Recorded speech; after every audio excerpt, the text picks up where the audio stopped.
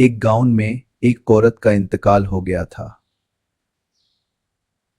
उसका जनाजा कब्रिस्तान ले जाया गया। जब मैयात को कब्र में रखने लगे, एक मोटा और काला भयानक सांप निकल आया। लोगों ने डर कर दूसरी कब्र खोदी। वही सांप दोबारा निकल आता है। फिर तीसरी कब्र खोदी, लेकिन हर बार वही सांप निकल आता। जब मैयात को कब्र में रखा गया, तो वो सांप बिजली की तरह लपका और उस औरत की जुबान को पकड़ लिया।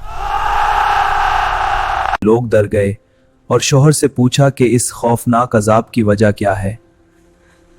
मेरी बीवी ने सारी जिंदगी मुझे गालियां और बदजुबानी से दुख दिया।